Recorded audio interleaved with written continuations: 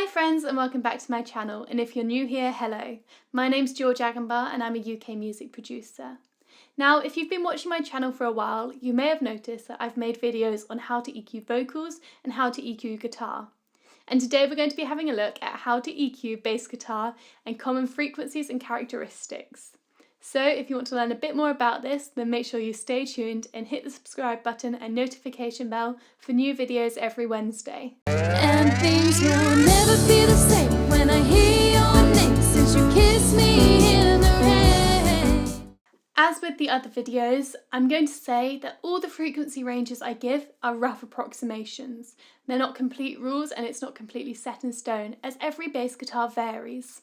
So if you're looking for a certain frequency or characteristic that I mentioned in the video, just bear that in mind and look roughly around the area stated. That being said, today we're going to have a look at sub-bass, body, muddiness, punch and clarity. Now in the other videos, what I've done is I've shown you how to fix this problem characteristic. I've accentuated it in my playing and then shown you the remedy for it. However, that's a bit harder with bass guitar. So in this video, I'm going to boost the problem frequency or boost the characteristic to really show you how it sounds instead of the other way round. Starting from the very low end of the frequency spectrum, we have sub-bass, which we normally find from around 20 to 60 Hz. Now, sub-bass, it can be tricky to hear, especially if you don't have a subwoofer. But to those people who do have a subwoofer in their setup, it'll be really obvious. The problem with sub-bass is that if you get it right, it sounds amazing in a mix.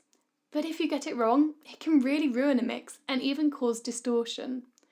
So my advice would be that if you don't have a subwoofer and you can't hear and control this sub-bass, then cut it. Put a low cut on your bass guitar up to about 60 Hz. It's better to have no sub-bass at all in a mix than have a bit of it and it ruin the mix altogether. So for this example, I can't really show you an accentuate sub-bass because if you don't have a subwoofer or you're listening through a phone, you won't be able to hear it.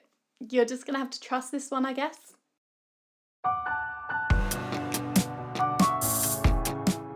The next characteristic is body, and this is the real weight behind a bass guitar, the real meat that makes it sound full. And we find this between 80 to 200 Hz. So here's an example of just a simple bass line that I've played normally with no EQ or editing.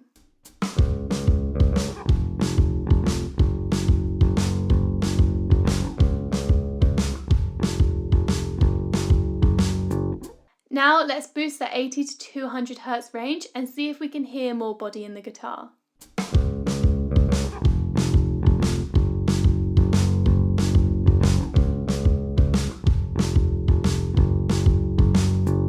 Okay, so you could hear the guitar did have more body when I boosted that range.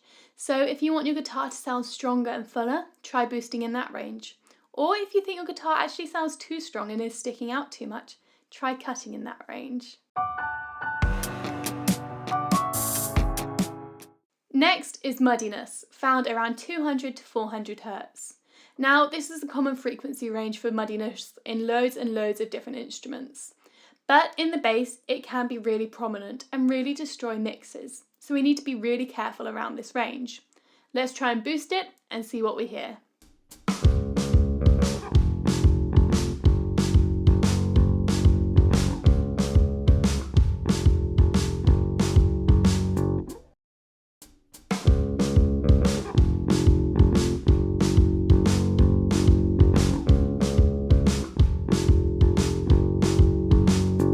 You can really hear how the bass cut through less. The whole mix sounded a bit like a merge, a bit meh.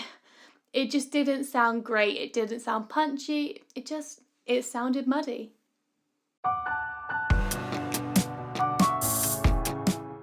Talking of punchiness, the next characteristic is punch. This is what makes the bass really in your face and just sound energetic and, in my opinion, really nice. The kind of perfect bass sound for a pop song. And we find this in the 500 to 1 kHz range. So let's boost that in our bass example and see how it sounds.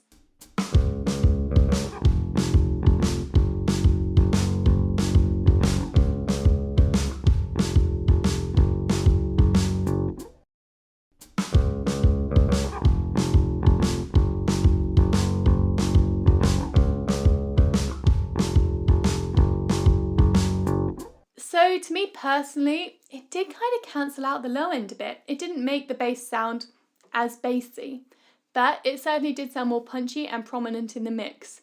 You really could hear that bass.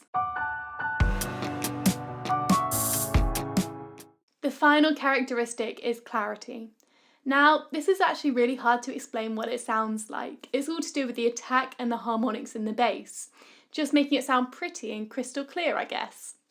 And we find this characteristic in the 2 to 5 kHz range, so really quite a big area. I'm going to boost more towards the high end of this range, as I just think that it will be easier to hear the difference in the examples.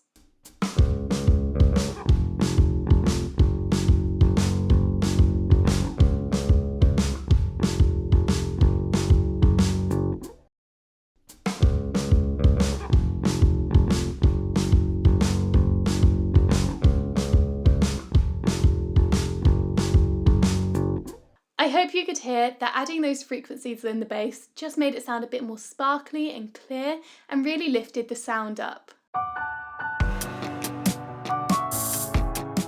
So that's how to EQ the 5 most common characteristics of a bass guitar. Some characteristics you may want to accentuate and boost, like the body, like the clarity, like the punch. And some you may want to get rid of or just bring down a bit, like the sub bass and the muddiness. And as I said at the beginning, it's up to your bass guitar and up to what you want from your bass guitar. Just have a look around the frequency ranges that I've suggested and see what works best for you. Thank you so much for watching this video. I hope you found it useful and interesting.